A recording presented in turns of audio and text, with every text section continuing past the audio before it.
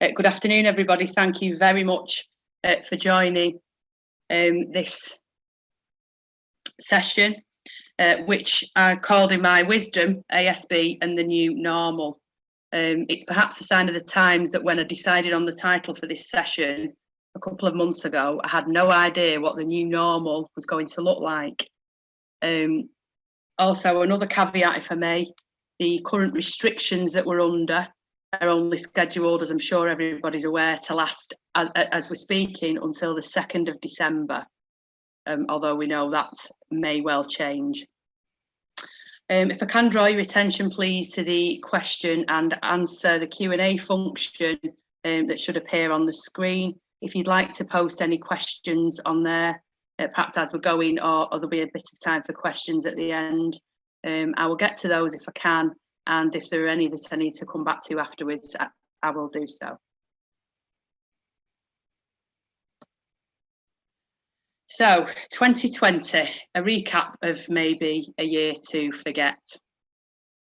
So as everybody will be aware, we moved from what the old normal was, if I can call it that, to a national lockdown in March 2020. That was obviously done on a national level. We then had an easing of restrictions throughout the summer, and we then moved back into 3 tiers of restrictions and then back into lockdown Mark 2 a couple of weeks ago. And that's obviously impacted on every area of life. People's priorities and work being undertaken in different industries have changed. But unlike many industries that ground to a halt, the housing sector, for obvious reasons, was unable to do so.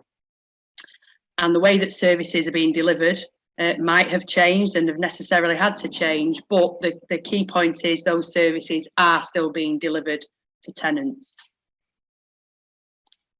And the regulator of social housing has been conducting a coronavirus operational response survey each month. And that assesses the impact of the pandemic on the sector and the sector's responses to it. And the most recent survey that's available was between September and up to the beginning of October. And that showed that services across the sector were being delivered in a very stable way. Repairs and maintenance, for example, were being delivered.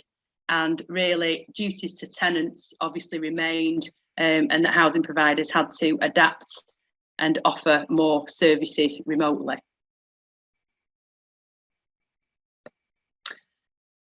So the priorities for the courts in 2020.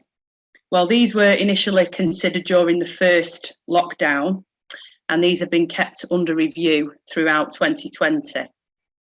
And there have really been very consistent messages from Her Majesty's Courts and Tribunals services throughout that the courts would continue to operate. And during the first lockdown and the stay on possession proceedings, the court produced a list of work that must be done.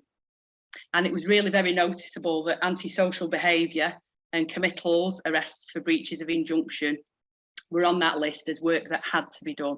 And the courts have consistently dealt with ASB cases throughout the stays and lockdown, and also dealt with the ex parte hearings because of the very nature of those cases with the violence element to them.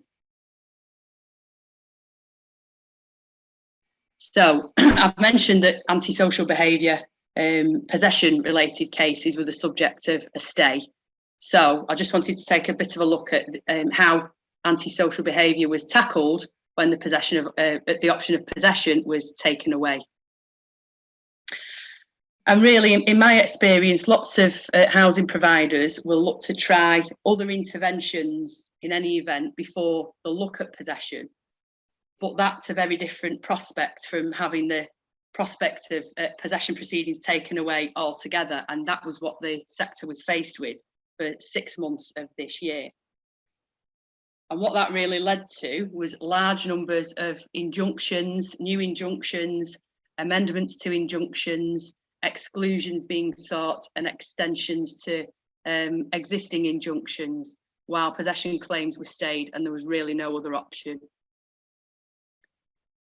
And the way in which injunctions were being used also changed during lockdown.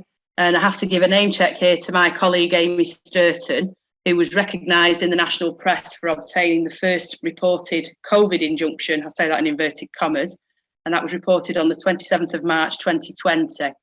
And I'm sure in everybody else's experience, it was certainly in mine as well, an influx of cases of that type followed. And those types of injunctions were used very successfully, in my view. Now, as I said, the stay was lifted on the 20th of September 2020. And so possession is back on the menu, or is it back on the menu, and does it look the way it did before? Well, the stay on possession claims has been lifted and new claims can now be issued. Ongoing claims can be reactivated, and this is governed by a new practice direction, which is Practice Direction 55C. And that's a temporary provision that just relates to possession claims throughout this coronavirus pandemic. And if a claim was stayed, then the claimant has to fill in a reactivation notice. And those are available on the gov.uk website. And they require the claimant to disclose what effects the pandemic have had on a defendant. And if you don't file a reactivation notice, your claim just remains stayed and you'll never make any progress with it. As for new claims, the claimant has to bring to a first hearing 2 copies of a notice. Firstly, that certify that they've complied with the pre-action protocol for social landlords, where that pre-action protocol applies. And secondly, in all claims, a notice setting out what knowledge the claimant has about the impact of the pandemic on the defendant.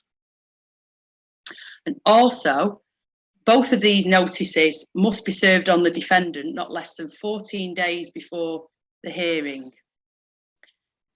And also, in any claim, whether it's a new claim or a stayed claim, under the accelerated procedure, the claimant's got to file a similar notice setting out what information they have that the effect of the pandemic has had on the defendant and its dependents.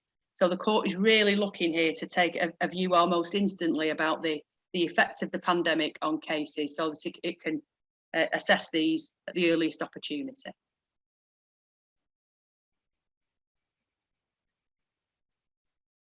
So there have been some other relevant practice changes during the pandemic that relate to antisocial behaviour. And some of these are really quite detailed, so I wanted to take a little bit of time to go through these. So this was back in April. The requirements for witness statements and statements of truth changed. Hopefully you're all aware of this. It's in Practice Direction 22. The statement of truth on an application changed and now includes the following wording. I understand that proceedings for contempt of court may be brought against anyone who makes or causes to be made a false statement in a document verified by a statement of truth without an honest belief in its truth. And also, the wording in relation to a statement of truth on a witness statement has changed. And that includes the same wording. So the court is really there asking not just the witness, but anybody that signs any court documents to direct their mind, not just to the truth of what they're saying, but that they've thought about what will happen to them and what the consequences are of signing a statement of truth when you don't really believe that to be the case. I've already alluded to the changes in relation to Practice Direction 55C. That's the temporary coronavirus practice direction for possession claims. That at present is only in force until the 28th of March 2021. Again, that's something that it's worth keeping an eye out on. Now, the amendments to committal applications and CPR 81, there have been some significant changes in relation to committal applications for breaches of injunction and breaches of undertaking. And again, these are worth taking a bit of time to go through. So an application to commit somebody to prison for an alleged breach of undertaking or breach of injunction must now specify, and there's quite a long list. Firstly, the nature of the alleged contempt. then the date and terms of any order or undertaking that's allegedly been breached. Then it must state that the order was personally served and provide the date of service, or provide the date and terms of the court order that dispensed with personal service. Then the application has to confirm that the order that's allegedly been breached carried a penal notice. It also needs to include in the application confirmation that the claimant believes that the defendant, who's the subject of the proceedings, understood the order or undertaking that they are alleged to have breached and understood the consequences of breach. So again, we're at a very early stage. We're addressing an issue that often crops up later on, which here is the mental health and capacity of a defendant. The application should then give a brief summary of the facts. So effectively, the numbered schedule of breaches that I would very much hope is already in applications of this type anyway. There's then some information that has to be included, and these next sections relate to the defendant's rights and making them aware of their rights. So that the defendant has the right to be legally represented in contempt proceedings, that the defendant's entitled to have the opportunity to obtain legal aid and that it may be available without being means tested, and that the defendant may be entitled to the services of an interpreter. And it also needs to include that the defendant's entitled to reasonable time to prepare for the hearing, that the defendant is entitled to but cannot be compelled to give written or oral evidence in their defence, that the defendant has the right to silence and can refuse to answer any question which may incriminate him or her, and that the court may proceed in the defendant's absence if they don't attend, but will only find contempt proven if it's satisfied beyond a reasonable doubt that the breaches have occurred. And there's more. That if breach is proven, the defendant can be punished by way of a fine, imprisonment, have their assets seized, or other punishments under the law. That if the defendant wishes to admit contempt and apologise, that's likely to reduce the seriousness of any imprisonment. That the court's findings will be provided in writing as soon as practicable after the hearing. That the hearing will be public, and unless the court orders otherwise, its findings will be made public. So there's really a very lot of information that needs to be included and communicated to the defendant with an application notice. And it's perhaps information that as practitioners and people in the sector, we have taken for granted. But I suppose if you look at this from the other side of the coin, from a defendant's point of view, if they've not been involved in proceedings before, this is all vital information that they need. In terms of evidence, the default rule is still affidavit evidence, and that is the preferred form of evidence by the court. However, under CPR 81.4 now, the court can order that witness statements can be used instead, and that might be something that's particularly useful given the current circumstances that we all find ourselves in. At the very start of lockdown, there was a message from the Lord Chief Justice and the senior presidents of tribunals about the work that the courts do and how this is going to operate during lockdown. And really the key points of that statement were that courts, tribunals and the like were exempted from the lockdown.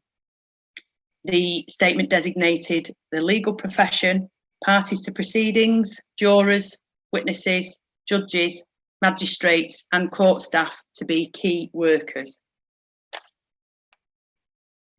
And it encouraged the continued use of remote hearings and socially distanced courts where appropriate. And I think that's something that those of us in practice have been seeing, certainly in the majority of cases.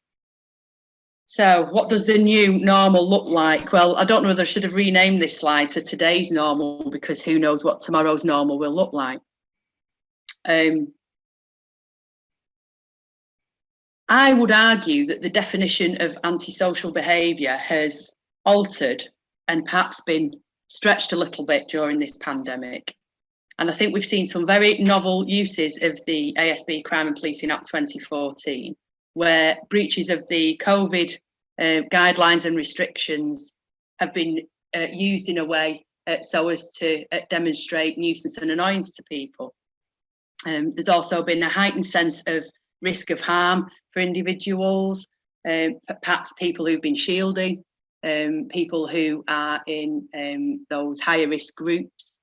And really the idea that somebody having visitors to the home, even if they weren't making a particularly great amount of noise, could be something that could cause somebody nuisance and annoyance, and even go further and would set harassment, alarm and distress, is perhaps something that we couldn't have envisaged before 2020. But those cases have been granted by the courts, and that interpretation of antisocial behaviour has been quite interesting, I think, certainly in my opinion anyway. In terms of injunctions, the ex parte hearings are still being dealt with across the board by telephone. I've yet to issue a without notice injunction that where the court has demanded that I attend in person. So I think remote hearings for ex partes are here to stay, at least for the foreseeable future. In relation to serving injunction orders, the courts have been a bit more willing to order letterbox service. I wouldn't say than they are before, but given the circumstances again that we find ourselves in, it's perhaps less attractive to come so close to somebody as to personally serve them, especially if somebody's self-isolating. So again, that's something that perhaps has been a bit of a change. In relation to return hearings and on notice hearings, some courts are now listing on notice hearings in person. This does vary from court to court, and whether the defendant's represented or not can have a big impact as to whether the court's willing to deal with things by telephone. An example of this is I recently had a telephone hearing adjourned and converted to an in-person hearing because the defendant needed an interpreter. So it was completely impractical to proceed by telephone, so courts having to be a lot more flexible about the listings. Access to the duty solicitor scheme has also been something that's, I would say, changed during the pandemic, and that's being dealt with differently.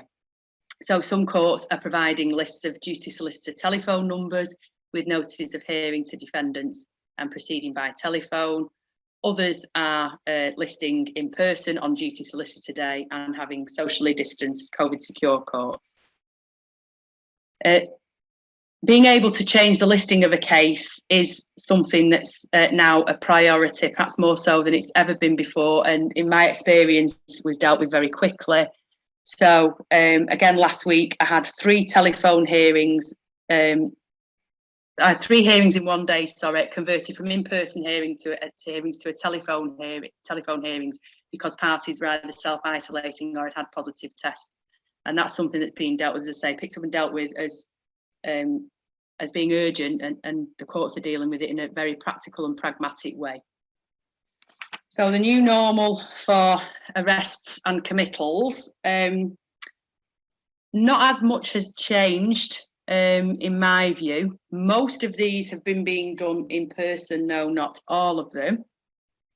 And the vast majority of courts that closed at the start of lockdown have now reopened. It is worth checking whether the court that's local to you, and in fact that the court that your original injunction was obtained in, is going to be accepting prisoners and has that facility to be COVID secure and accept prisoners for an arrest.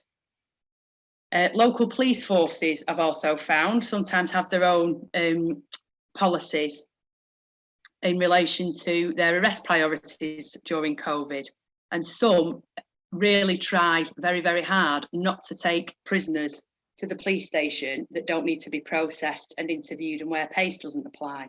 So in our cases where prisoners can be taken to the county court and really, other than the arrest and witness statement, the police have minimal involvement, I found that some police forces are trying to orchestrate their arrests during the court business day so they can be dealt with on that day. So that might be something that you want to think about. And in relation to evidence, I've touched on evidence on a previous and CPR 81 and the fact that witness statements can be used if the court gives permission. That might be something, again, that you want to think about. Have a look at who your witnesses are. Are they likely to be able to come to court? Will they want to come to court? Are there any health reasons why? That really is something to look at immediately on an arrest. So possession and the new normal. Well, allegedly, we're back to some sort of normality with possession proceedings. New notices are available and new claims can be issued. However, I would urge caution because notice periods have now changed depending on the grounds that you're relying on, and a combination of grounds can affect the notice periods that need to be given to a defendant. So you really need to be careful with that. Lots of possession lists are tending to be operated on a remote basis, so you might find that you're getting telephone hearings. In relation to that, not just your possession claim generally, but I would suggest it's a really good idea to think about whether your defendant's got any protected characteristics. As I say, not just relating to the claim for possession, but also how the hearing's going to take place. So is a remote hearing of any description, whether it's by Skype or whether it's by telephone, BT Meet Me, is listing the hearing in that way going to put the defendant to any disadvantage? So you really need to think about that at the point of issue. And generally, and really the notices and the reactivation notices should be telling us that this is what the courts are asking us to direct our minds to. Has the pandemic impacted on the defendant in any way? And importantly, from our perspective as landlords, as landlord practitioners, has it impacted on them in any way that they could plead making a possession order against them would be unreasonable? So really thinking about that, taking a very holistic view about that.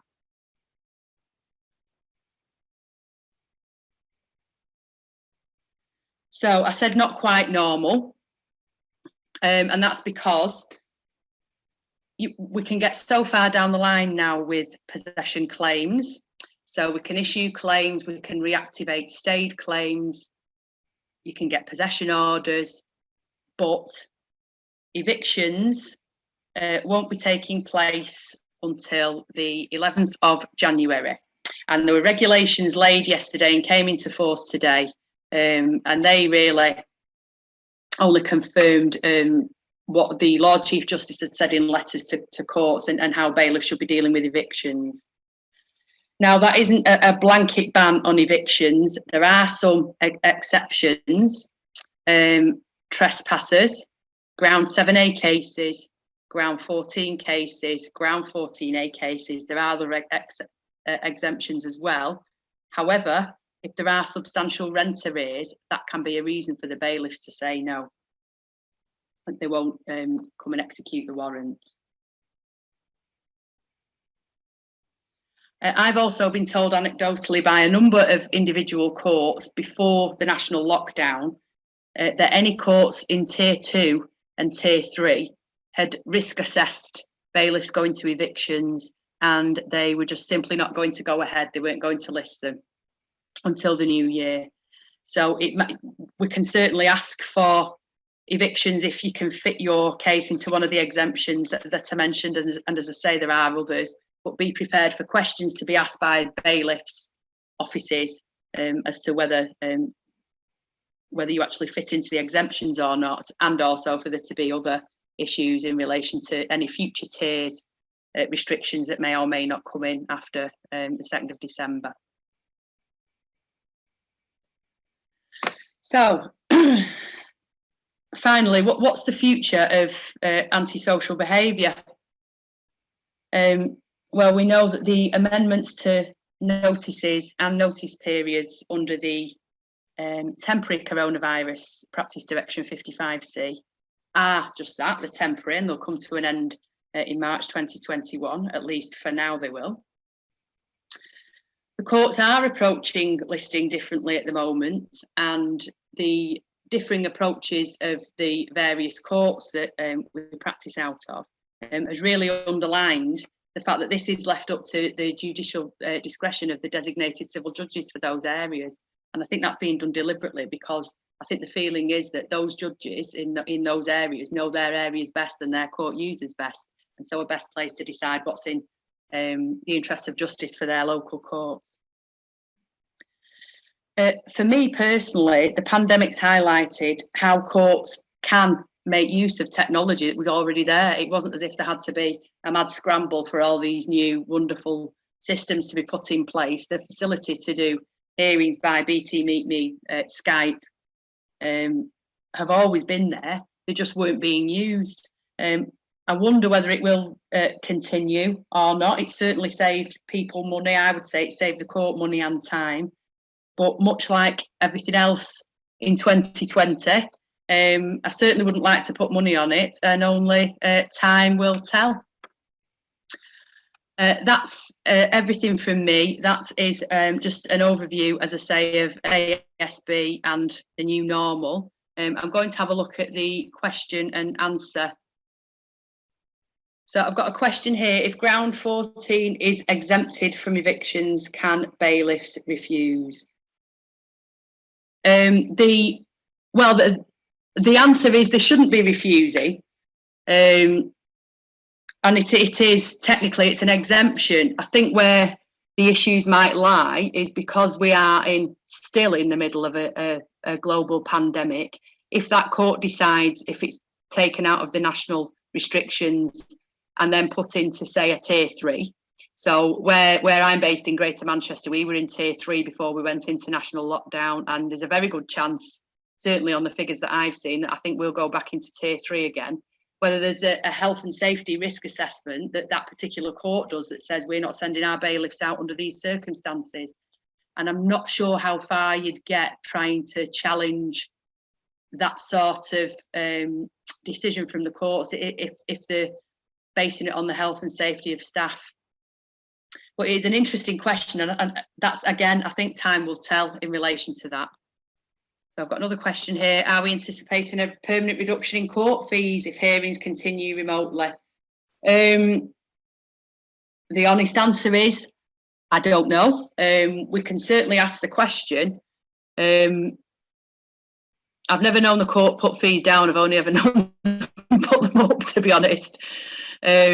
As I say, we can certainly ask the question and feed that in. That is an interesting question. I am a member of a court user group, and I know that several members of the team that I'm in and my colleagues at Father in other court user groups. So that is an interesting question, and I will take that away.